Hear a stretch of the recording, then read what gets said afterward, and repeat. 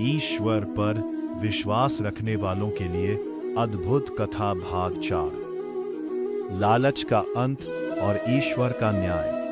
अगली सुबह पूरा गांव मोहन के खेत के पास इकट्ठा था। कल तक जो पौधे छोटे थे वे अब कमर तक ऊंचे हो चुके थे। उनकी सुनहरी कलियां सूर्य की पहली किरण पड़ते ही चमकने लगी। ऐसा लग रहा था मानो खेत में हजारों दीपक जल उठे। लोग आश्चर्य से एक दूसरे का चेहरा देखने लगे। तभी गांव का लालची साहूकार रघुवीर भी वहां पहुंचा। उसके मन में अब भी उन दिव्य पौधों को पाने की लालसा थी।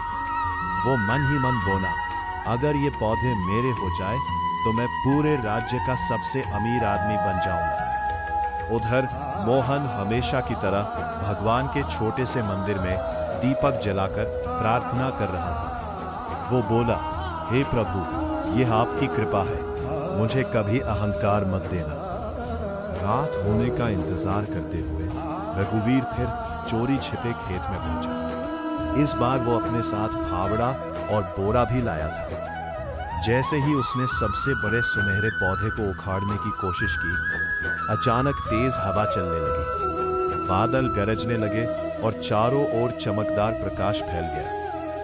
रघुवीर डर गया, लेकिन लालच ने उसे पीछे नहीं हटने दिया।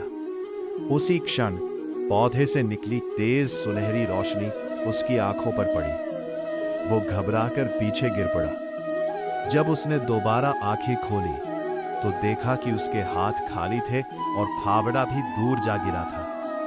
वो कांपते हुए बोला, हे भगवान, मुझे क्षमा कर दीजिए। सुबह होते ही वो सीधे मोहन के घर पहुंचा। गांव के सभी लोगों के सामने उसने अपने किए की सच्चाई स्वीकार कर ली। उसने सिर झुकाकर कहा, मोहन, मैंने लालच में आकर तुम्हारे खेत से पौधे चुराने की कोशिश की, लेकिन ईश्वर ने मुझे मेरी गलती का एहसास करा दिया।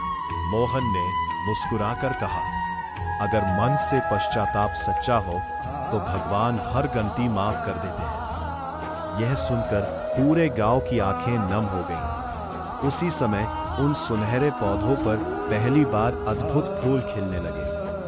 उनकी सुगंध पूरे गांव में फैल गई। सूखे पेड़ों पर फिर से हरियाली लौटने लगी। सूखे कुओं में पानी आने लगा और खेतों में नई जान आ गई। गांव के बुजुर्ग बोले, यह केवल पौधों का चमत्कार नहीं, बल्कि सच्चे विश्वास का फल है।